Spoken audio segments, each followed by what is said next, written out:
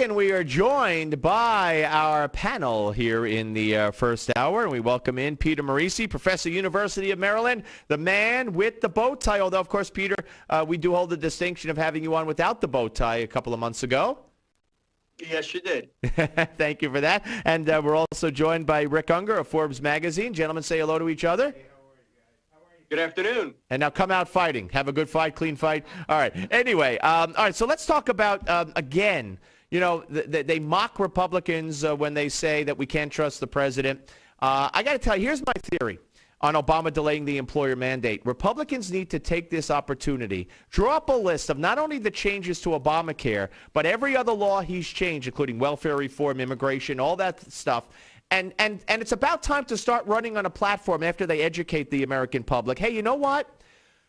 Let us take back the Senate. Help us take back the Senate, because it's the only way we can hold this president in check and make him follow the Constitution, make him obey the law, with the threat of impeachment if he doesn't. And I know the Republican strategists' heads are exploding right now, but that's what I would suggest, because this is really lawless. Peter? Oh, I agree with you that it's lawless, but I don't think that tactic would work very well. What people care about are their results. What I think the Republicans need to do is they need to get somebody like Karl Rove with Crossroads America or someone like that to take the administration to court and about not enforcing the Affordable Care Act and compel him to basically enforce its provisions. Be terribly embarrassing to the Republicans. To the president if he lost, then I think he would lose. But you'd have to get somebody with standing, and that would be the trick.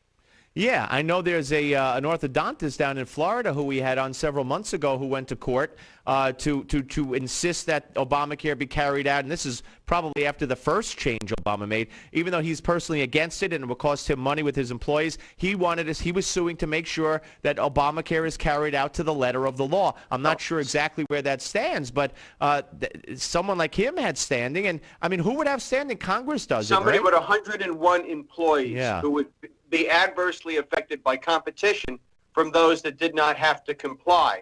A restaurant owner with 150 employees, say three restaurants in a town, and competing with others that did not have to comply, that would be a very interesting case, because the president conceded when it came to postponing the employer mandate for a year. He required congressional authorization. He required a bill that was signed, a new law. He's basically violating the law. So someone should take him to court. Do it in a friendly place. I mean, let's pick somebody, where there's going to be a friendly judge. Let's not go to Massachusetts where they're going to wink an eye and nod a little bit and let him off. I'll tell you, Rick Ungar is shaking his head. No, he's not nodding yes and winking. What's the matter, Rick? Well, first of all, I got a huge kick out of you saying that this president has to be stopped from running roughshod. Have you ever known a president more stymied by a Congress in our history? So I don't think that's a huge concern on your part. As to the legality, look, I can understand that there are people like Peter, like yourself, who are annoyed that the president is making some of the changes that appear to be necessary as we go along. But if you want to challenge this legally, you're not going to like the result. Treasury allows this under the IRS. This was deemed a tax, you may recall, and because of that, if for no other reason, the law does say that the president is able to make these moves. It should probably be okay anyhow under his authority to give weight and to execute on the orders and the laws passed by Congress. It is up to the agencies, it is up to the executive branch to make that work. If shifting some dates makes it work, then, he can do that.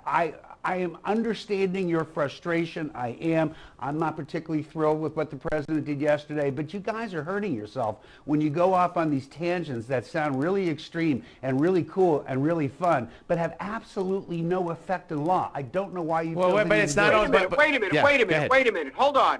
Why did he have to get the law changed to postpone the mandate the first time, but not this time? And he acknowledged that he needed to do that. So, I really question it. And as for hurting myself, I'm sorry, pal. I'm a professor with tenure. It's impossible for me to hurt myself. I have no idea what that. I understand what being a professor with tenure means, but what do you mean you can't hurt yourself?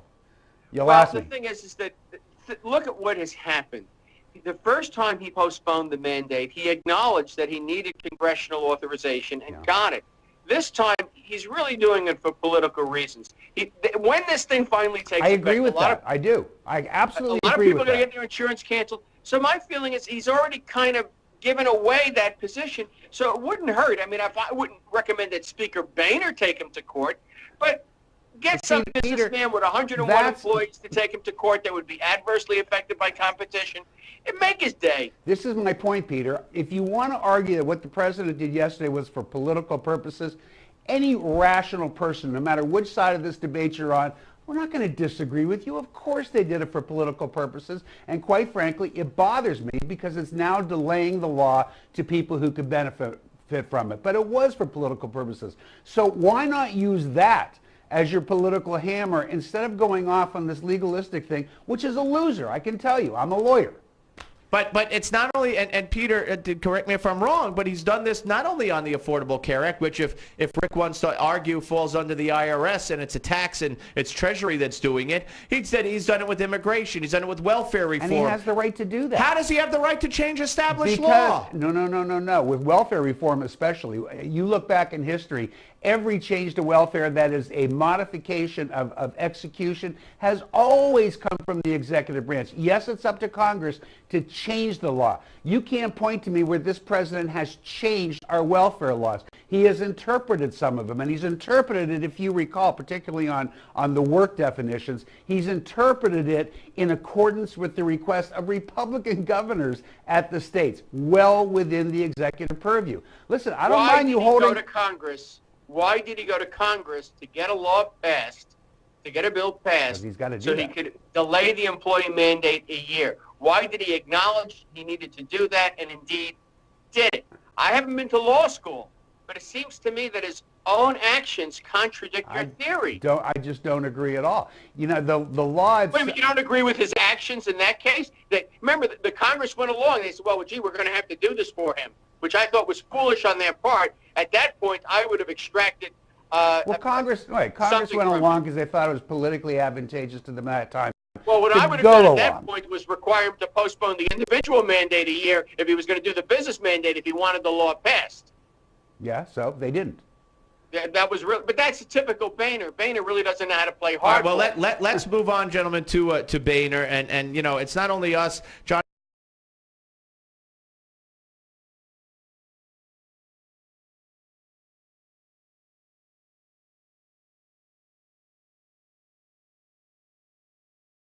Claims, but I do want to move on exactly what they're saying. I do want to move on to Boehner real quick here, and Boehner now is dropping conditions for a raise of the debt ceiling limit, and he's going to hold a vote up or down on a clean authorization to raise it tomorrow in the House. What do you think, Peter? Good decision. This is a no-win situation. Essentially, if he doesn't authorize, you know, we'll go through what we did the last time. The president will shut down the national parks, play the Republicans as heavies, and they will lose valuable time in preparing for the fall campaign. You know, you got to pick your battles, and this is not a battle they can win.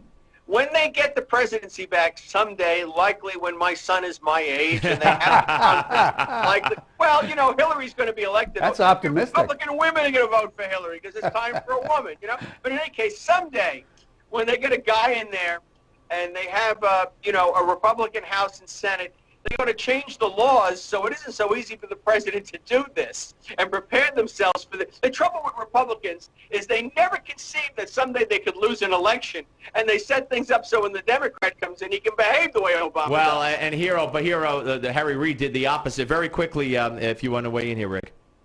Yeah, I actually agree with most of what Peter said. I do. I think this was not the time for the Republicans to pick the fight. It will, however, produce a few good, solid weeks of headlines of what's wrong with the Republican Party. All right, gentlemen, great debate. Great talking to both of you. And Rick will stick around. And Peter Morici, great talking to you, my friend. Thank you. Take care, Peter. See you again, friends. All right, folks. When we come back, Bill Siegel, author, venture capitalist, will join us. And he has just some revealing information about what lies at the heart of Iran, who they are, their constitution. Steve Malzberg Show, Newsmax Television. The Steve Malzberg Show.